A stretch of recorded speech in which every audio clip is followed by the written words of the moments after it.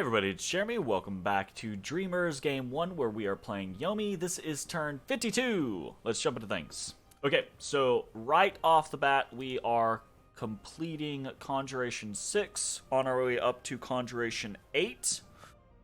So that's good news. It's going to take us a while to get through Conjuration 7 and 8, so this is probably going to be the last research we have for a little bit, but is what it is. So, boom, Conjuration 6. Rotate that. Next up, we have some bad news. Alright, so, goddammit, the Hellcarl has claimed the throne of Gaia in the name of Leroy Jenkins, the face painted with bells, god of nature, the leech, lord of the open road. So, this is Helheim's 5th throne, and we've ended our nap, so we might be throne number 6. So yeah, this is really bad news. So Helheim, Throne of Gaia, boom. Talk more about the end of the world as we know it in the rest of this turn. We've got a bunch of site searching. So Haruspex, nothing. Another Voice of Apsu, nothing. Dark Knowledge, nothing. Another Haruspex, nothing. We did a Bowl of Blood and found a Brigand Lair, and Brigand Lairs are kind of interesting. They do allow the recruitment of villains, which, if you don't have access to stealthy units, villains can actually be kind of interesting. They're relatively cheap, and they are somewhat decent as raiders against, friggin' PD, like relatively weak PD. Like, they can do decently okay. And I think, yeah, so the only aside is there's not like a villain chief, there's not a villain leader that you can get, so you have to have someone that is stealthy to lead them. But if you have no stealthy units, they can be decent pickups if you want to, like, stealth raid someone. It's an option. Not a great option, but it's an option. It's not really useful for us, though. But I did it because I wanted to identify that this site was actually here. Was pretty sure it was something along those lines, but I wanted to verify. Voice of Apsu finds nothing. And then in just regular site searching, we find a Rage Flame Tower. So Rage Flame Tower is just a +1 fire gem, which we're actually very happy about because we want more fire gems. So unfortunately, we don't get very much. We haven't gotten much in our site searching here lately. I actually been getting really kind of like gypped, I feel like, as far as gem income goes. But regardless, fire +1, boom. Got that going on. And what else do we have? We have several battles. We've got Ubar is attacking some independents that we noticed. And this is, I think, yeah, this is actually kind of an interesting little scenario. It's Ubar throwing a bunch of stuff against fucking Bogus the Troll and his party. So we've got Bogus the Troll, we've got Fadmargast the Dark Knight, we got Fang the Troll Archer, we've got Creon the Warrior Mage, and then we've got Kartuk the Troll Mage. And this is the, like, Bogus's little adventuring party that can, come up and fuck your shit up every once in a while. Very interesting. Let's see how it goes for Bogus. Mind Burns. Summon Wolves. Interesting.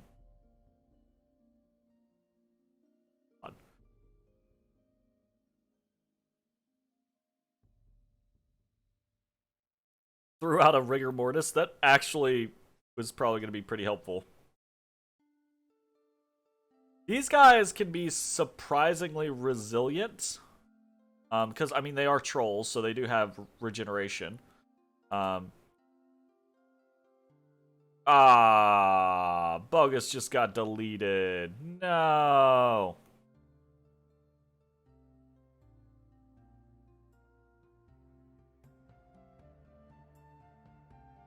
This guy does have a true shot longbow. So that's kind of cool.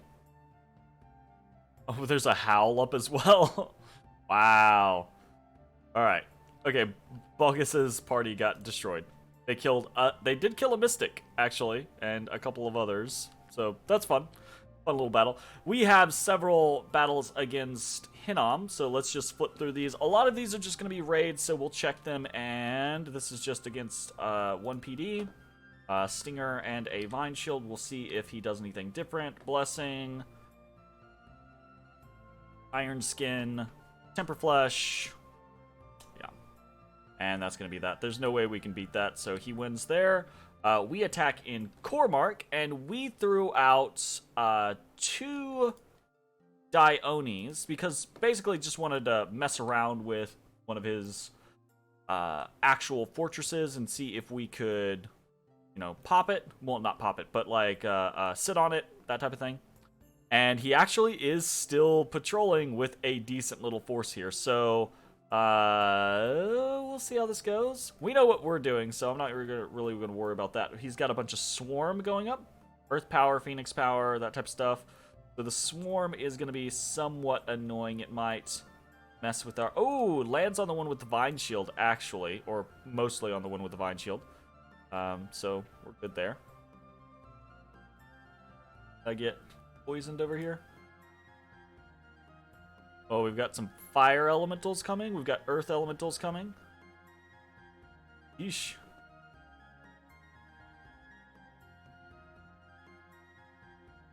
I was gonna say we need to finish this off over here. Temper Flesh. Oh, okay. The trampling is gonna be somewhat annoying. So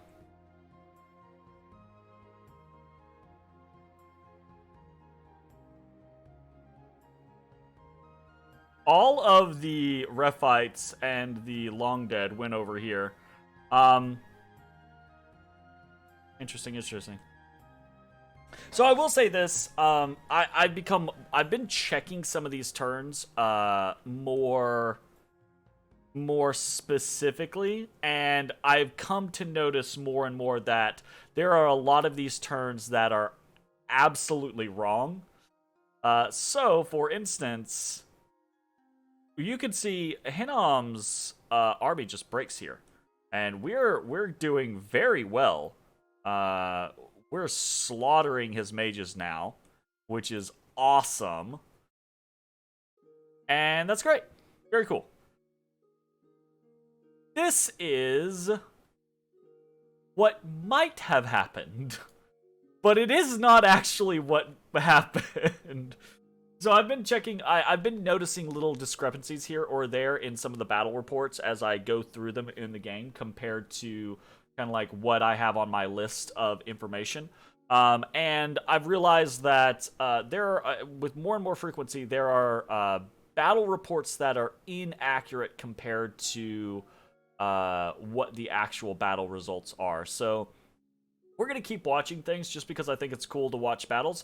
And here, the way the game works is none of these battle reports are ever going to be, none of these battles are ever going to be scenarios that couldn't have happened, right?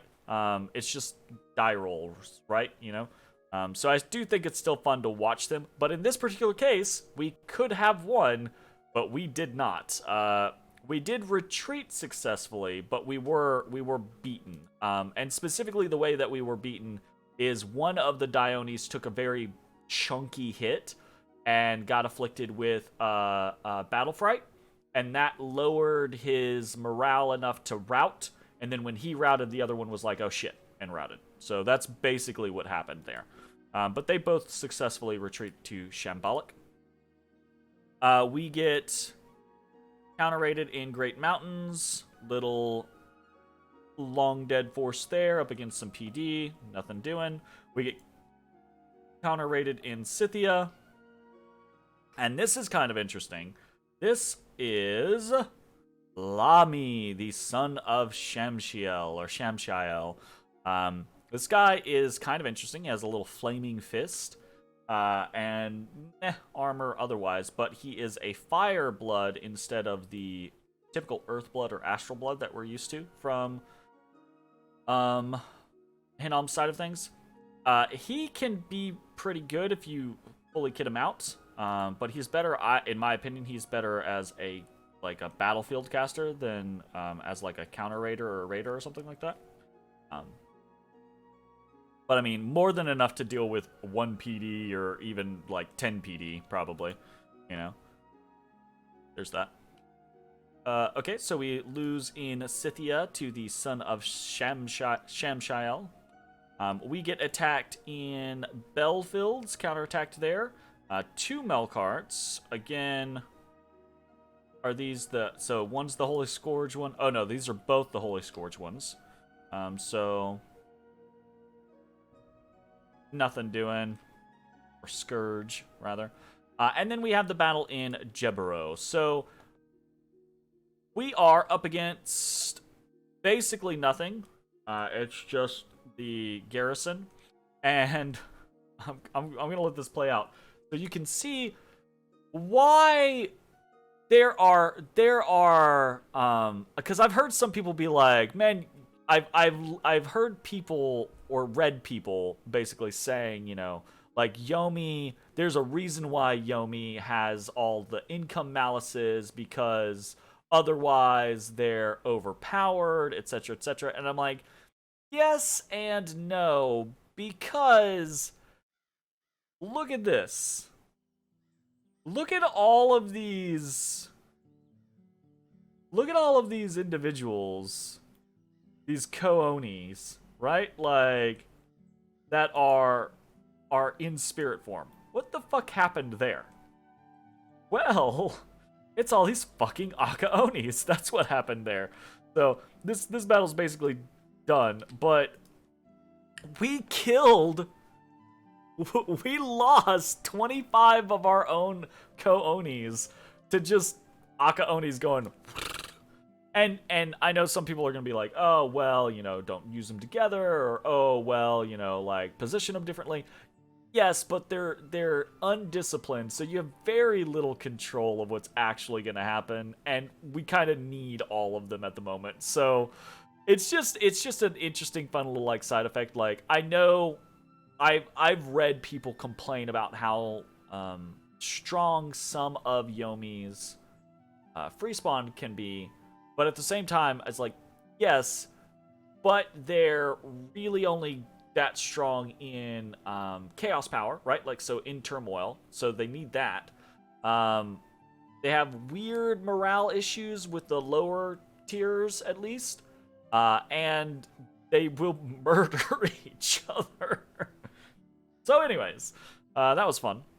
We have taken Jebero, and that is pretty much it for battles. So kind of a rough turn for us as far as battles go, but we took the fortification that we were working on, and all the rest of the stuff was really counter-raiding. The only real loss was Coremark, and we didn't lose our Dionis there. We just, you know, got popped. So no big deal. So 1 win and 5 losses versus Hinnom this turn. Jot that down.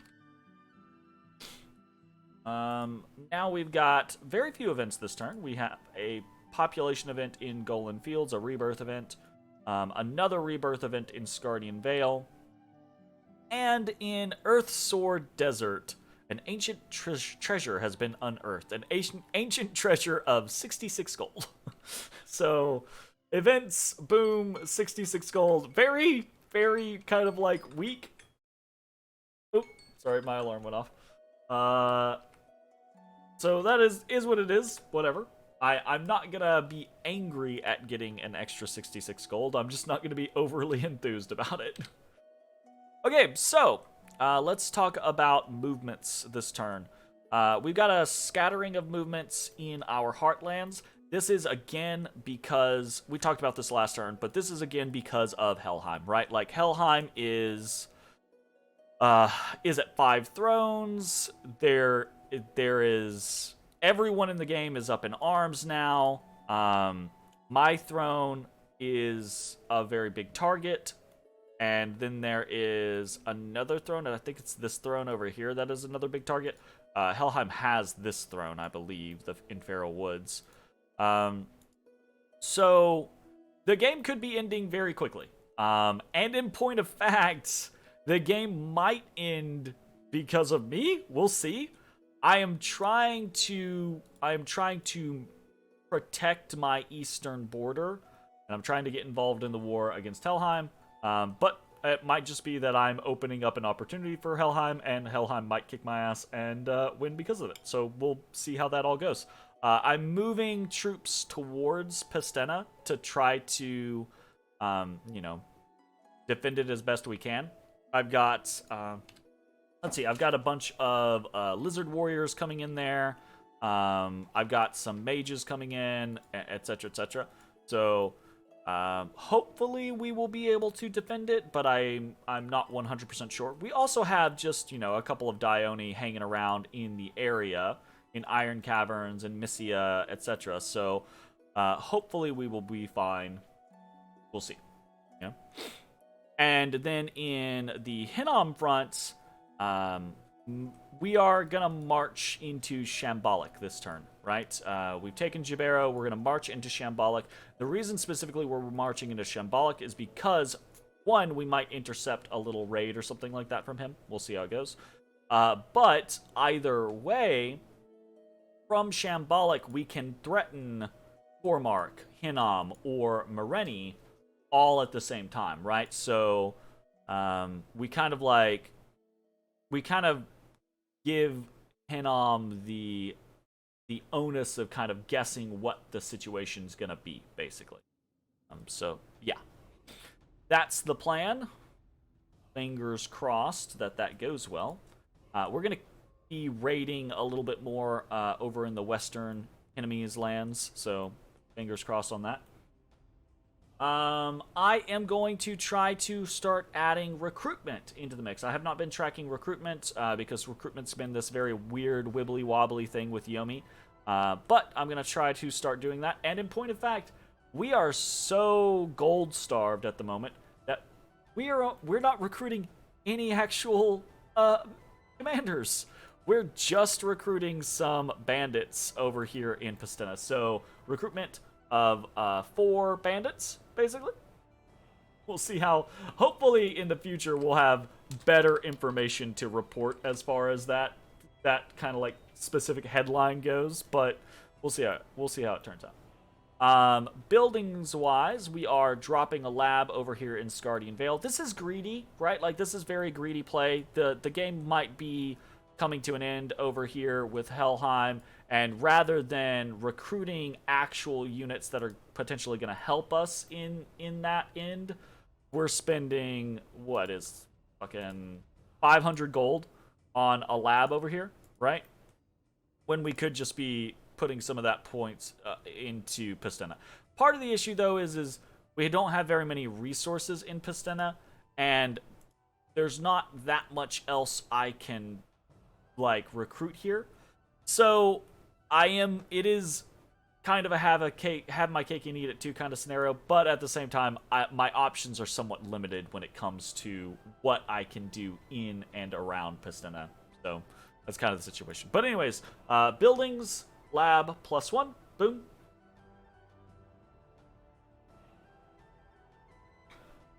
What else do we have going on? We have several rituals going on, but again, these are scattered all over the place.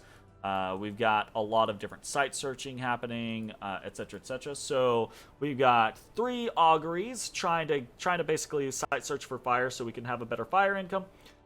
We have the 1 requisite Auspex. We have 1 voice of Apsu because our other water mage is moving towards Pastena.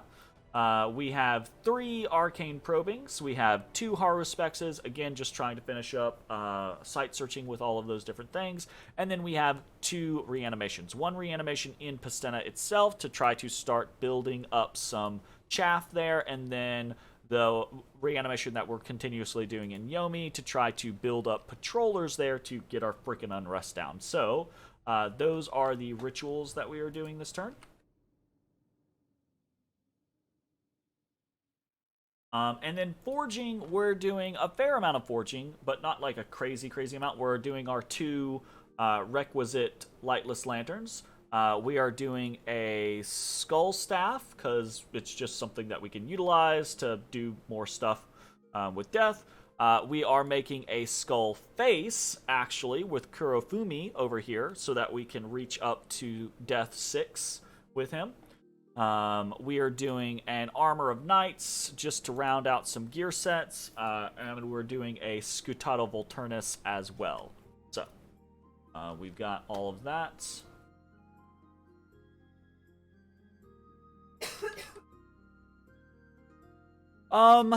Research-wise, we're not going to hit Conjuration 7 this turn. Probably won't hit it for another 2 or 3 turns, right? Depending on how things go. Well, not 2 turns. 3 turns, if counting this turn. I meant 2 turns, like, after this one. So, really, the only thing that's happening now is the concept of, you know, trying to continue our war with Hinnom and trying for the game to not end with Helheim. I honestly, I'm going to throw this out there. Helheim, one, we've been now playing for about 30 turns, right? So we've played more of the game as Yomi than as not. But a good portion, a good like 15 of those turns was basically trying to set aright the situation that we inherited.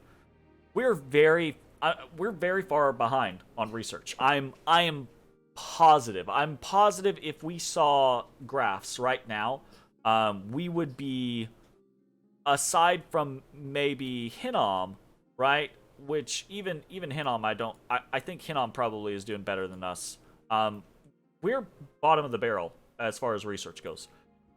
Guaranteed.